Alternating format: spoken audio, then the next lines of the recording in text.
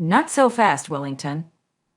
There is a contingency of intolerant haters in this town whose cisgender entitlement is running roughshod over the more centric majority population of this town, crying, "Well, what about me?" Oh, dear confused child. Not everything is about you. Let me give you an example that might help you step out of your bubble and gain a little self-awareness. Let's imagine that, for some reason, you are in the middle of China. You are definitely no longer in the majority. You speak the language fluently. You have a job. You have all the possessions you need. Obviously, you stand out like a sore thumb, but your needs are met and you have some friends, Chinese and white. You are able to find some other white people to be friends with that have common background where you don't have to explain differences in the way you do things, and that's nice. But overwhelming majority of the people around you definitely see you as different, with about 20% of those people actively trying to segregate you and not allow you to talk about anything that relates to the US, especially democracy or capitalism, because that is disgusting to them and they don't want any of that to be spoken aloud. You're not trying to proselytize. You're just telling them who you are and where you're from, sharing who you are with them to create some understanding. So when you walk down the street in the village where you live, some of the townspeople look at you and whisper and giggle to their friends as they pass by. Others won't even shake your hand, as one of the more common insults in China for white people is white ape. Truly, that's actually one of the preferred insults, especially for white male business people. I know this because I have a lot of friends that have experienced this on the subway in Shenzhen, where the old women and kids didn't realize that they are fluent in Mandarin.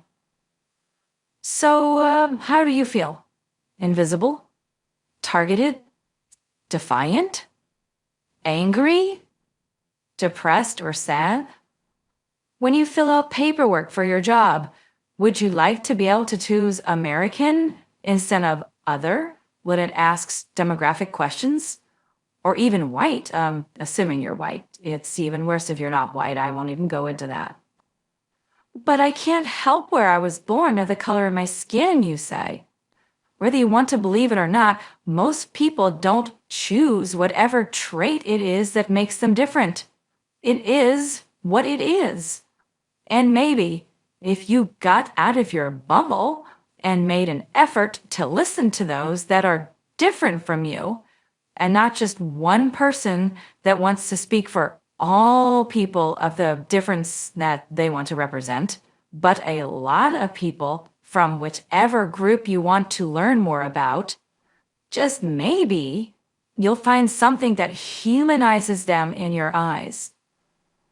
The 50s and 60s were a brutal and bloody time of segregation and hatred. People would say that the coloreds don't need to be recognized. They had their own water fountains and bathrooms in neighborhoods.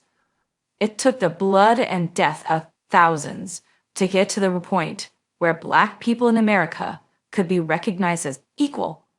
And less than 70 years ago, where they weren't forced to sit in the back of the bus or be thrown in jail. The problem is that most of you weren't alive back then and had no freaking clue as to the horror that occurred. And that's why you haven't learned that recognizing people for who they are can prevent the pain and division that is occurring now and will likely come to a head in the near future. It's not about you. It's about people being forced to be invisible, because them not being allowed to be fully who they are is not something that you want to see.